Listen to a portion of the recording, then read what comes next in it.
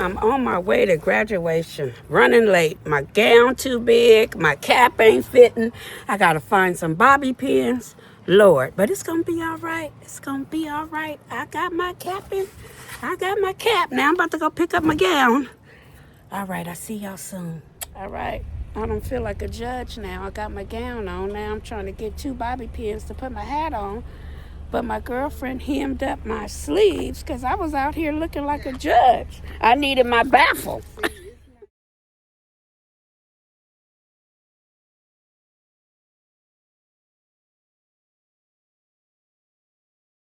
This is how we do it.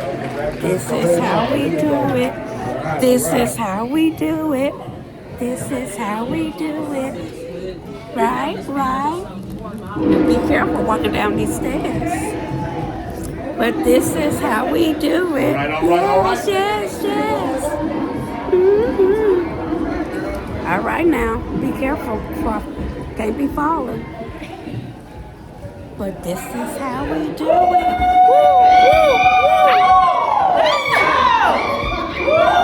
All right, let's do this. Let's do this. Let's do this, y'all. Let's do this. Let's do this.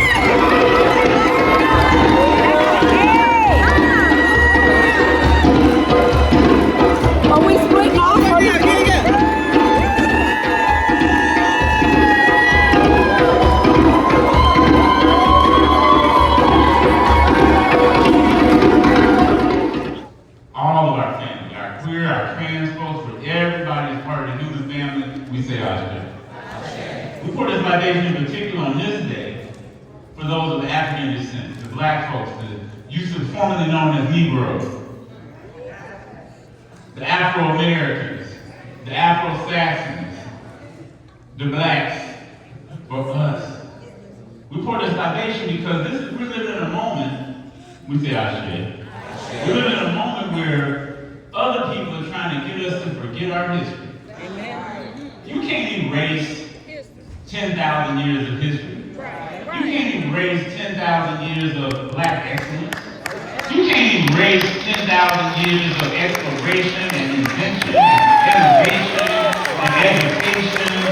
You can't erase that. So some folks think they got this. Some folks think they can erase us. But we are not erasable. That's right. Come on. We have to teach our children who we are. We have to remind our people in the world of who we are. So if you're somebody who's coming through the cosmetology program, you got to remember C.J. Walker, Madam C.J. Walker, first black woman millionaire. That we say Ashe. If you come in through the sciences or anybody who's in engineering, you got to remember the original McCoy, Elijah McCoy. For them, we say Ashe. If you're coming through the political ed program, you got to remember little Bobby Hutton and the Black Panther Party. You say Ashe.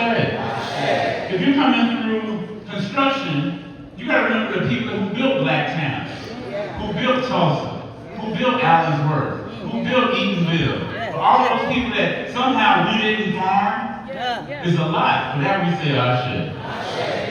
We want to reflect and renew ourselves so that every time you go into any space, when you're going for a job interview, you're going somewhere where it's important for you to stand up, you're never going by yourself.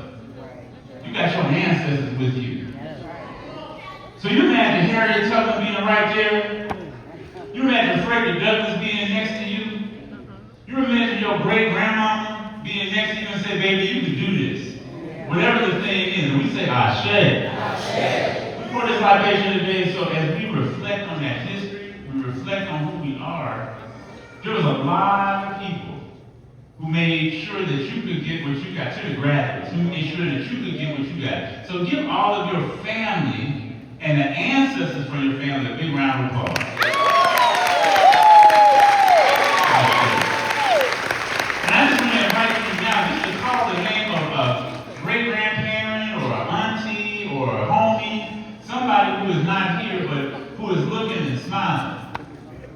I know that there's at least one person I know, Leon's mom, Mama Sykes, she's smiling. Because she was a lady professor. She was on that campus. There's a lot of people who are smiling. So just call the names out right now. Just call them out. Just call them out. Just call them out. So for all of those ancestors who are celebrating with us today, for all those people who dreamed that you could be here today, you are the manifestation of your ancestors' highest dreams, their best dreams. For all of them, we say it 3 times, Ashe, Ashe, Ashe, Ashe, Ashe. Congratulations, class of 26. Not on this stage. Not with this title in front of my name. I am the first in my family to pursue college. I am the first in my immediate community to pursue college. I am what people call a first generation college student. Which means that when I showed up on campus for the first time, I didn't have a playbook. Anybody in here ever felt like that? I didn't have a parent who walked these halls before me. I didn't have anyone to tell me what to do when the professor talked over my head. Or when I felt like I was the only person in the room who wasn't sure they belonged. I had to figure it out. Alone. Quiet. Careful. And that word quiet is the most important word in my biography. Because for far too long, I did everything quiet. I achieved quietly. I struggled quietly. I doubted quietly. I knew things that mattered. Things that could have helped people. Things that deserved to be said. And I kept them quiet. I hid my voice the way some people hide a scar. Not because it wasn't real, but because I wasn't sure the world would understand it. And I want to be honest with you today. I earned this life. I earned this life. I earned every room I now walk into without apology. Right now.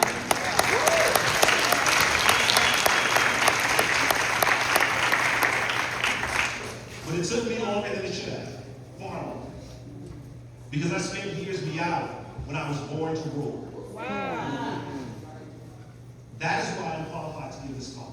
Not because I have a title, but because I know from the inside what it costs to silence yourself. And I know what it feels like to finally stop. So let's talk about it. I want to start by telling you something that I've never said on stage before. When I was asked to give this talk, I almost said no. Not because I didn't have something to say, but because I wasn't sure the world was ready to hear me say it. I spent years making myself small, shrinking into rooms, qualifying my sentences, beginning every strong thought with the word just. I just wanted to ask. This is just a thought, but I'm just saying. Just. Do you know what just does to a sentence? It deflaws it. It defames it. It takes something that could cut and turn it into something that merely purrs. I want to talk to you today about voice. Not your speaking voice, not your singing voice. Your sovereign voice. The one that lives behind your ribs. The one that knows things that your calendar doesn't. The one that has been politely, professionally, and very effectively silenced. This is the story of how that happens and how it stops. It starts small. It always starts small. You're in a meeting. You have an idea. A real one.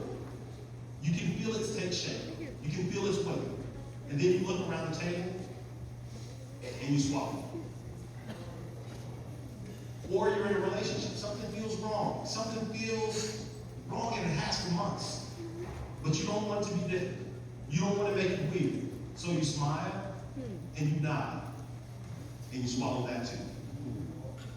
Swallow enough of yourself and eventually you forget what you taste like. You start to believe that voice in your chest is just too much. Too loud, too sharp, too something. And so you learn to meow. You learn to make your want sound like a question. You learn to make your conviction sound like a suggestion. You learn that the world will tolerate you as long as you stay soft. Here's what I know about silence. Silence isn't neutral. Silence is a policy decision. Every time you choose not to speak, you are voting for the world the way it was over the world as it could be. I'm not saying that to shame. I'm not saying it because you need to understand that silence has consequences. Not just for you. For every person who's waiting to hear someone say the thing that they couldn't say themselves. Think about the moment that changed your life. Really think about it. Was it a PowerPoint? Was it a polished press release? Was it a carefully worded email from HR? No, it was a person. It was someone who stood in a room or maybe just across the kitchen table and they said something true. Fully. They said it without an apology. They said it like they meant it. And something in you cracked open. That's what real voice does. It doesn't just communicate, it cracks things open. Frederick Douglass didn't whisper when his way to freedom. Harriet Tubman didn't suggest that maybe if it wasn't too much trouble, perhaps people might consider running north. Thurgood Marshall did not descend softly. They roared. Not because they were reckless, not because they were rude, but because they understood that something most of us are still learning.